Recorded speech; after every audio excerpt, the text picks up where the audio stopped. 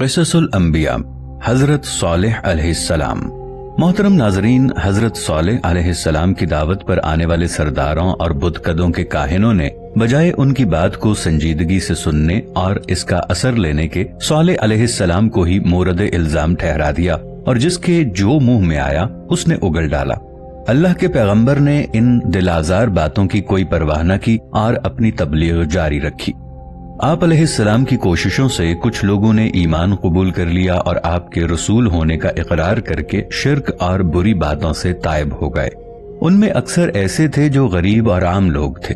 قوم کے سرداروں نے ان ایمان لانے والوں کو بے وقوف قرار دیا اور حضرت صالح علیہ السلام کا خوب مذاق اڑایا۔ اب آگے کا حال ملاحظہ کیجئے۔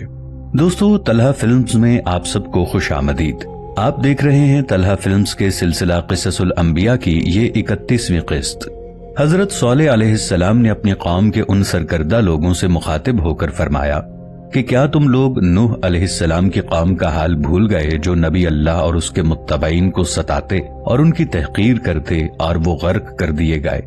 اور کیا تمہارے سامنے عاد کی مثال نہیں کہ جنہوں نے اپنے پیغمبر کو جھوٹا اور احمق کہا اور اپنی طاقت اور زمینوں اور کھیت کھلیانوں پر مان کیا، اور اللہ سے مقابلے کی ضد کرنے والوں کو کیسے تیز ہوا کی طاقت نے ایک دوسرے کے ساتھ پٹخ کے مار ڈالا۔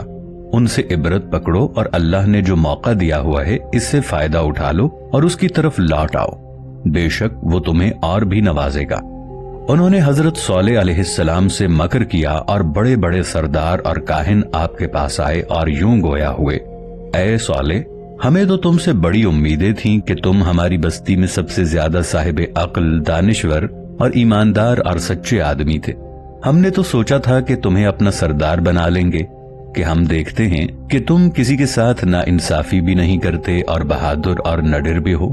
تم میں سب کچھ سرداری کے لائق ہے، پر افسوس کہ تم ہمیں اور ہمارے باپ دادا کو اور ان کے دین کو غلط کہتے ہو۔ سو اگر تم اب بھی یہ سب چھوڑ دو اور ان چھوٹے اور عام لوگوں میں بیٹھنے کی بجائے ہمارے ساتھ بیٹھو اور ہماری محفلوں میں شرکت کرو تو ہم تمہیں اپنا سردار مان لیں گے اور تمہاری حکم عدولی نہیں کریں گے۔ تب حضرت صالح علیہ السلام نے فرمایا، مجھے کافروں کی سرداری کا شوق نہیں ہے اور میرا منصب پیغمبری ہے، سو میں حق بات کہنے میں کوتاہی نہیں کر سکتا۔ میں تو اللہ کے احکام تم تک پہنچانے آیا ہوں اور یہ میرے ذمے ہے کہ حق کو کھول کر بیان کروں، چاہے تم لوگ مانو یا نہ مانو۔ کئی برسوں کی تبلیغ کے بعد سمودی قوم آپ سے تنگ آ گئی۔ وہ آپ کو اپنے طاقتور قبیلے کا معزز شخص ہونے کی وجہ سے کوئی نقصان بھی نہیں پہنچا سکتی تھی۔ ان دنوں قبیلے کے کسی فرد کے قتل ہو جانے پر جنگ کا لمبا سلسلہ شروع ہو جاتا تھا۔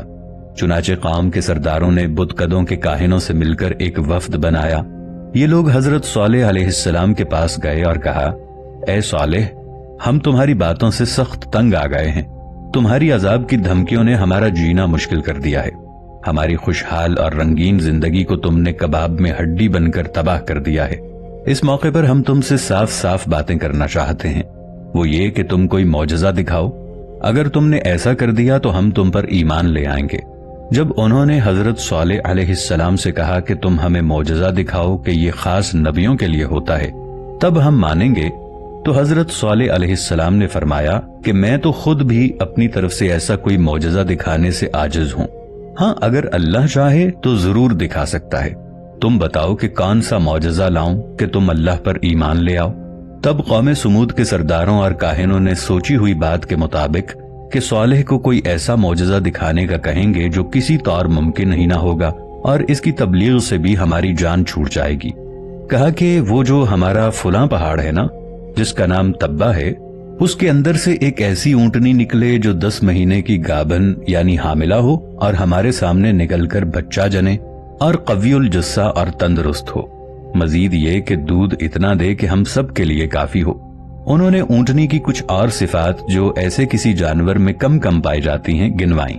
اللہ کے پیغمبر سچے داعی ہوتے ہیں اور ان کے سینے میں لوگوں کے لیے درد ہوتا ہے کہ ہر شخص اللہ کے عذاب اور نافرمانی سے بچ کر اس کی فرما روائی میں آ جائے اور اس کی رحمتوں کا حقدار بن جائے۔ تبھی حضرت صالح علیہ السلام نے فرمایا کہ اگر میرا اللہ ایسا کر دکھائے اور تم دیکھو کہ پہاڑ میں سے ایک تندرست اور 10 ماہ کی حاملہ اونٹنی نکلے اور بچہ جنے اور اس کا دودھ بھی سب کو کافی ہو تو کیا تب تم ایمان لے آؤ گے اور اپنی کہی بات سے نہ پھرو گے؟ قوم کے لوگوں نے کہا کہ ہاں، اگر ایسا ہو جائے تو ہم تجھ پر اور تیرے رب پر ایمان لے آئیں گے، اور اس بات پر معاہدہ کر لیا۔ اس کے بعد حضرت صالح علیہ السلام نے 2 رکعت نماز پڑھ کر اللہ تعالیٰ سے دعا کی کہ آپ کے لیے تو کوئی کام دشوار نہیں، ان کا مطالبہ پورا فرما دیں۔ دعا کرتے ہی پہاڑی کے اندر جنبش پیدا ہوئی اور اس کی ایک بڑی چٹان پھٹ گئی۔ اس میں سے ایک اونٹنی اسی طرح کی نکل آئی جیسا ان لوگوں نے مطالبہ کیا تھا، اور پھر ایک بچے کو جنم دے دیا۔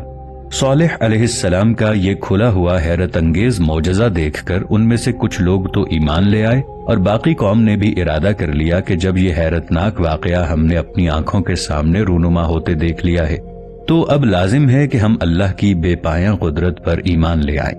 مگر قوم کے چند سردار جو بتوں سے لو لگائے ہوئے تھے اور ان بے جان اجسام کے خاص پجاری ہی نہیں بلکہ بت پرستی کے امام تھے، انہوں نے راہ ہدایت اختیار کرنے پر آمادہ لوگوں کو بہکا کر آبائی مذہب سے پھرنے سے روک دیا اور کہا کہ بے شک صالح نے کوئی بڑا جادو سیکھ لیا ہے اور اب یہ ہمیں بہکا کر ہم پر حکومت کرنا چاہتا ہے۔ حضرت صالح علیہ السلام نے جب دیکھا کہ قوم نے عہد شکنی کی اور خطرہ ہوا کہ ان پر کوئی عذاب آ جائے تو پیغمبرانہ شفقت کی بنا پر ان کو یہ نصیحت فرمائی کہ اس اونٹنی کی حفاظت کرو، اس کو کوئی تکلیف نہ پہنچاؤ تو شاید تم عذاب سے محفوظ رہو، ورنہ فوراً تم پر عذاب آ جائے گا۔ یہی مضمون قرآن کریم کے ان جملوں میں ارشاد ہوا ہے، یہ اونٹنی ہے اللہ کی جو تمہارے لیے دلیل ہے، سو اس کو چھوڑ دو کہ اللہ کی زمین میں کھاتی پھرا کرے، اور اس کو برائی کے ساتھ ہاتھ نہ لگانا ورنہ تم کو عذاب علیم آ پڑے گا۔ اس ناقہ یعنی اونٹنی کو ناقۃ اللہ اس لیے کہا گیا ہے کہ اللہ کی قدرت کاملہ کی دلیل اور صالح علیہ السلام کے معجزے کے طور پر حیرت انگیز طریق سے پیدا ہوئی۔ جیسے حضرت عیسیٰ علیہ السلام کو روح اللہ فرمایا گیا کہ ان کی پیدائش بھی معجزانہ انداز سے ہوئی تھی، یہ اس کی طرف کچھ اشارہ ہے کہ اس ناقہ کے کھانے پینے میں تمہاری ملکیت اور تمہارے گھر سے کچھ نہیں جاتا، زمین اللہ کی ہے، اس کی پیداوار کا مختار کل بھی وہی ہے، لہٰذا اس اونٹنی کو اس کی زمین میں آزاد چھوڑ دو کہ عام چراگاہوں میں کھاتی رہے۔ قوم سمود کے لوگ جس کنویں سے پانی پیتے پلاتے تھے اسی سے یہ اونٹنی بھی پیتی تھی، مگر یہ عجیب الخلقت اونٹنی جب پانی پینے پر آتی تو پورے کنویں کا پانی ختم کر دیتی تھی۔ حضرت صالح علیہ السلام نے باذن ربانی یہ فیصلہ فرما دیا تھا کہ ایک دن یہ اونٹنی پانی پیے گی اور دوسرے دن قوم کے سب لوگ پانی پی لیں گے۔ چنانچہ جس روز اونٹنی پانی پیتی تو دوسرے لوگوں کو پانی کے بجائے اونٹنی کا دودھ اس مقدار میں مل جاتا کہ وہ اپنے سارے برتن اس سے بھر لیتے۔ قرآن میں دوسری جگہ اس تقسیم کا ذکر اس طرح آیا ہے، اور صالح علیہ السلام آپ اپنی قوم کو بتلا دیں کہ کنویں کا پانی ان کے اور ناقۃ اللہ کے درمیان تقسیم ہوگا، ایک دن اونٹنی کا اور دوسرے دن پوری قوم کا، اور اس تقسیم پر اللہ کی طرف سے فرشتوں کی نگرانی مسلط ہوگی کہ کوئی اس کے خلاف نہ کر سکے۔ اور ایک دوسری آیت میں ہے، یہ اللہ کی اونٹنی ہے، ایک دن پانی کا حق اس کا اور دوسرے دن کا پانی تمہارے لیے معین و مقرر ہے۔ اس سے بڑھ کر بھلا کیا بات ہو سکتی تھی کہ حضرت صالح علیہ السلام کی دعا سے پہاڑ کی ایک بڑی چٹان شق ہو کر اس سے ایک عجیب و غریب اونٹنی برآمد ہو گئی تھی، اور اللہ تعالیٰ نے اس اونٹنی کو بھی اس قوم کے لیے نہ صرف نفع بخش بلکہ آخری امتحان اس طرح بنا دیا تھا کہ جس کنویں سے ساری بستی کے لوگ اور ان کے مویشی پانی حاصل کرتے تھے یہ اس کا سارا پانی پی جاتی تھی۔ اس لیے صالح علیہ السلام نے ان کے لیے باری مقرر کر دی تھی کہ ایک دن یہ اونٹنی پانی پیے، دوسرے دن بستی والے۔ ایک مدت تک یہ سلسلہ یوں ہی چلتا رہا، پھر وہ لوگ اس تقسیم سے تنگ آ گئے اور اونٹنی سے جان چھڑانے کے بارے سوچنے لگے۔ شیطان کا